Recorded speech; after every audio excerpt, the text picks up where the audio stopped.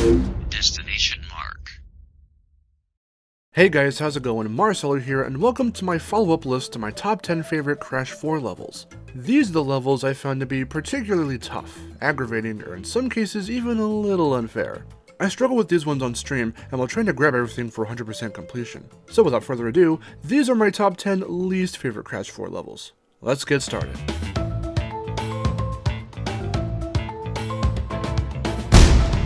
Number 10, Jetboard Jetty. Now before I start diving into the details, I want to stress that the aesthetics, music, and overall feel of all of these levels are still really cool. There's still a lot to appreciate about these levels, but they're on this list for numerous other reasons. So first up, I want to talk a little bit about Jetboard Jetty. Found in the Salty Wharf, this level reintroduces us to an updated version of, what else, the jetboard from Crash 2.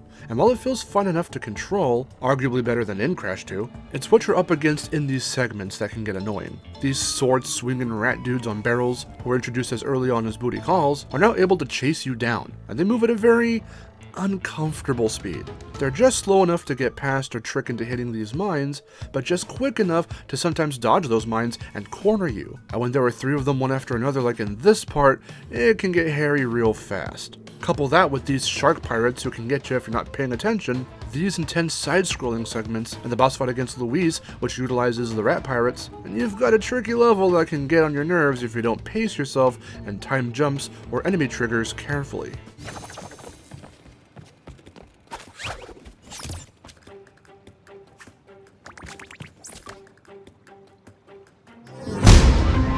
Number 9, Off Balance. Now again, I love the look of this level, and I really like how it actually starts off right where the previous level, Dragon On, ends. And I really like the implication that this whole area might not even look like this, as there's a bumpaberry tree right at the start that you can hit and get disoriented over, and if you've been paying attention to Brio's behavior and dialogue, these berries seem to contain hallucinogenic properties, but what kills it for me and makes the level seem more like a chore to complete for crates and gems are 3 specific super well hidden crates that are all just hidden at a frame of the camera, one not even appearing in frame even if you use the camera to look up, and the hidden gems in both the regular and inverted versions of the level, where to get one you have to go through a whole gauntlet to obtain it, and for the other you need to time your jumps just right so you can break away this part of the bridge to get it while avoiding this annoying ass dragon, and then there's the ending where you will need at least one Aku Aku, which is why they give you one here, to get through this part, which is really tough to nail down without getting Aku Aku taken away from you, let alone without dying if you're going for the perfect relic.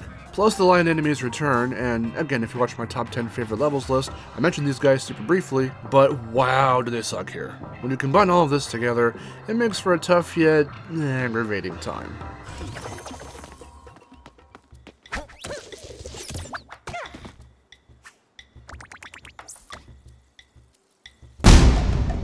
Number 8, Fossil Fueled. It was inevitable that a Cortex level would end up here. Yeah, I do agree with Miharu that of all the playable characters, Cortex can be the most aggravating to control, and his level is a gauntlet to go through. Here, you have to be precise with a lot of the platforms you make out of enemies, and cautious when approaching others. The acid-spitting plants make their debut here, and they're sometimes put in places where you need to see them ahead of time before jumping on a step or an arrow crate, or else they will get you. And this specific plant here needs to be blockified while he's upright and not hunched over in his acid-spitting animation, or else you won't have the height to get this crate up here. Having to even account for stuff like that is a touch tedious and definitely should be fixed via patch. Other than that, while the level itself still looks really good and even evokes some Crash Warp Jurassic level vibes in the side-scrolling part, there just isn't a whole lot of interesting stuff happening.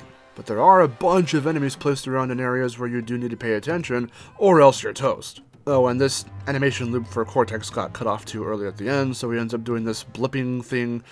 Yeah, that needs to be fixed too.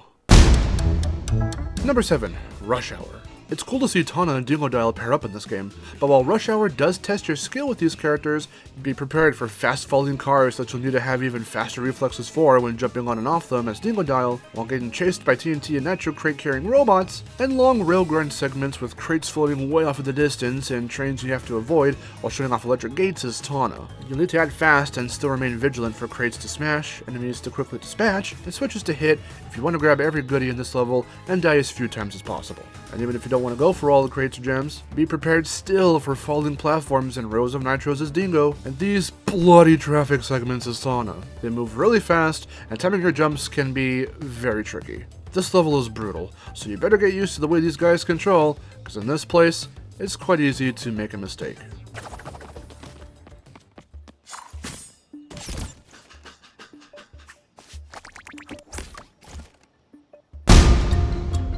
Number 6. Building bridges. Tana makes a return for this spot on the list, but besides some tricky timing with some electrical platforms, her segment isn't why building bridges is here. It's Polar's. Here's the thing. Polar controlled very well in Insane. Of all the vehicle and mount controls that were adapted over from the original trilogy for the remaster, his handling was among the best. But here, he feels way different, and not necessarily for the better. While there's nothing wrong with Polar's speed, his jump is very high, and you really can't control how high he can jump. His turning feels very slippery, almost as if he's drifting from side to side, and his hitbox is way tinier and much more accurate, for lack of a better term. There's almost no room for error, and no wiggle room at that. What I mean is, hitting 1 or 2 crates head-on as Polar is fine, but when it comes to crates in groups of 4, you better center yourself exactly where you need to be in order to hit them all, or else you'll only hit about 2 or 3. Let me tell you, it is not fun going for the boxes in this level, because when I streamed this, it took me like over an hour to obtain the All Crates gem. And I'm gonna slip this part in, which wasn't originally in the script. According to Abdul the Arab guy, the game's actually reading Crash's hitbox and not Polar's, so that makes it even more strange. But back on script, the same trials and tribulations go for the story equivalent stage bears repeating. In that level, Polar's still annoying, but the crate placement is more lenient. But here, it's precise.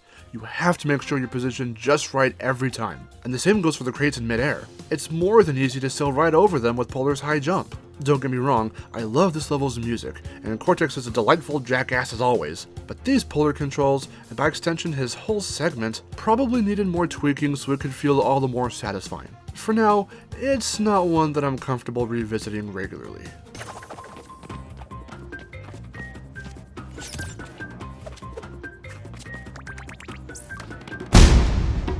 Number 5. Crash Landing. And for some of the same reasons, Crash Landing makes this list as well. Again, I really dig the way this planet looks. I like how the layout at the beginning resembles Snowgo, and I also love that it was confirmed that the name of this level is in fact a reference to the cancelled reboot game of the same name. The enemy designs are super creative, the Ika Ika bits are tough but fair. It's just the mount parts again. The Schnurgle controls the exact same as Polar. And on top of that, there's more than one Schnurgle segment, and they're both longer than Polar's. From there, all kinds of things are iffy. This crate placement here, which again you need to be aligned perfectly or else you'll definitely miss one, easily falling off these turtle platforms, missing the high boost off these air launchers. Going through these parts for one reason or another, whether it's just to beat the level or to grab everything as you do so, is tough. But sometimes, unlike the Ika Ika bits, it doesn't always feel fair when you're tasked with trying to time your alignment or button pressing perfectly. It's a good thing this level looks and sounds pretty, because otherwise I feel its charm would have otherwise crash landed.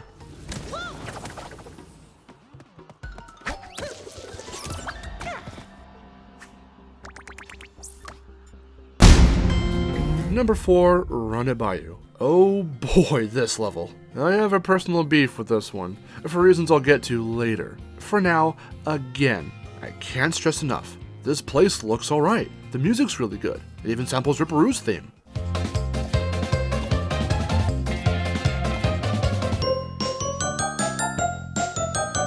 Now that's because he was going to have a bigger role in the game than just jumping around in the background of Offbeat, but was cut at the last second, but I feel his music still works here in these Jetboard segments. The few little bits that annoy me about this level are the same things that annoy me about most of the other levels on this list. The hidden stuff that feels way too hidden, and fiddling with vehicle controls and physics. So first up, the hidden gem. How the hell do you find this without looking it up?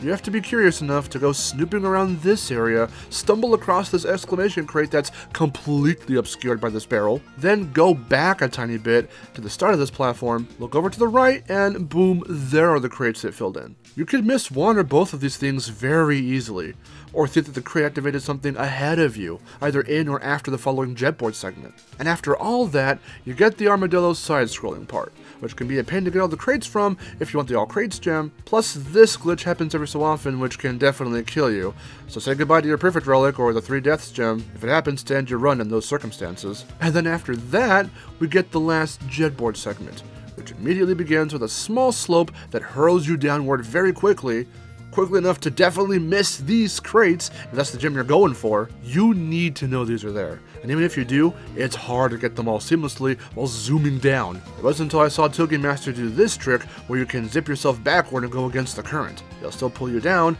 but now you're going way slower, so you have a chance to hit them all now. If the only way for me to feasibly pass this part with all the crates broken is to sort of cheat through it a little, and this is the only slope with crates on it like this in the whole level, then I don't see that as being very intuitive. This was the first one to make me rage, and likewise...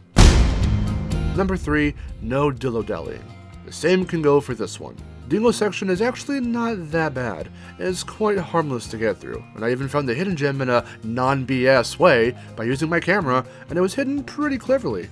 Then you resume the rest of a remix run at Bayou as Crash or Coco, and we're back to the issues with that level. Now there are more crates in the Armadillo part, and more crates in the Jetboard segment, and I think it was getting these ones right here that actually made me throw my controller to the ground. This was before I saw Teal do that against the current method, so yep, I trained myself to do this part over and over, as intended, before I finally got it. But it didn't feel satisfying. I didn't find myself going, woo, alright, damn!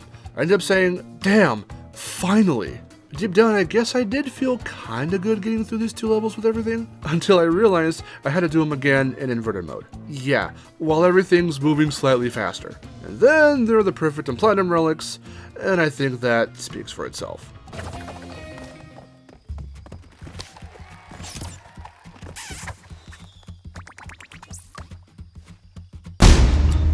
Number 2, seeing double. Yep, we got another level with Cortex, and... Ooh. Do you want to know the one that got me? You want to know which one? This. It was this. Not shipping error, not crate escape, not even fossil field. It was this. This, to me, is the hardest Cortex segment in the game.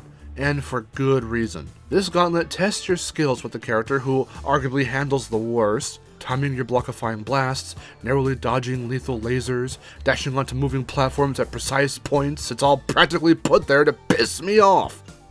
Alliteration jokes aside though, you will be tasked with dashing, shooting, and timing to their utmost perfection, and it gets brutal at some parts. I for one really hate this section.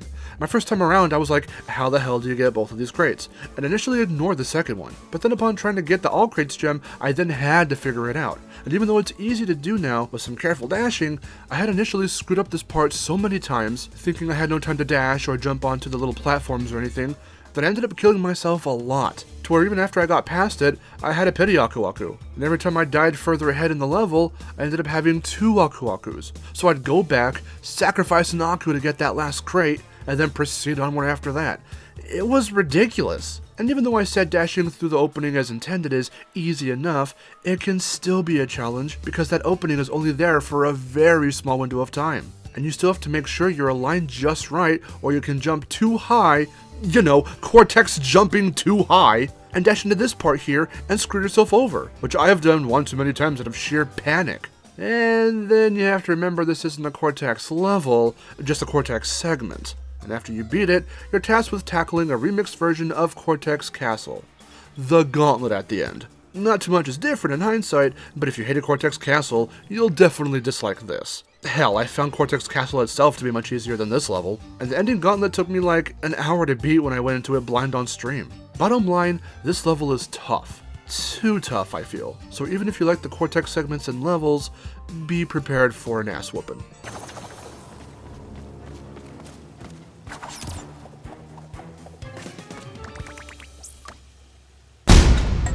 Number 1, Toxic Tunnels. This level is unforgiving. Here's where a lot of the issues I have with Crash 4 as a whole can be summed up, all in this one level. It starts out easy, but later ramps up in difficulty. This is of course fine, except that by the end of the level, there are barely any resting spots. You're always on the move, dodging hazards, spinning away bats, jumping off platforms with burners underneath that ignite after you land on them, and all of these as you have to platform on big rotating cylinders with electric gates on them that move out of sync. It's a lot to take in. Sometimes it feels like there's too much going on. I had always said for Toys for Bob, as far back as Skylanders, that more means difficult. which isn't always the best philosophy. Now, of course, here in Crash 4, the levels are built very intricately, but I feel if you maybe took out a few electric gates or moved a few bats elsewhere, then the ending wouldn't feel so cluttered. But even if you're fine with what you have to maneuver through by level's end, the rest of the place is very challenging to get through, especially if, again, you're going for all crates. This is the level that houses the game's final gem path. You've probably seen these in Crash 2 and 3. Once you have all the colored gems, you have access to these gauntlets. And in Crash 4, this is most definitely a gauntlet. All for the hidden gem, I might add. And if you're going for the perfect relic, ha!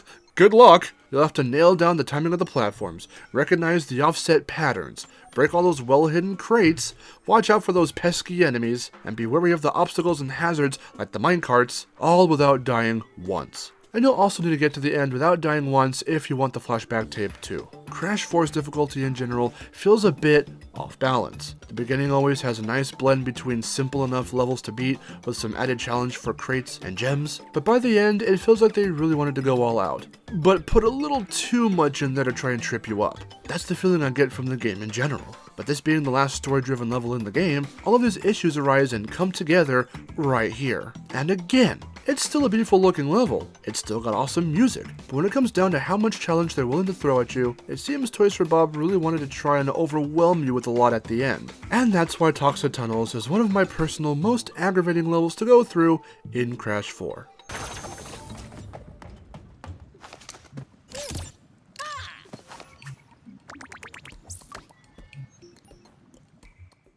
And there you go.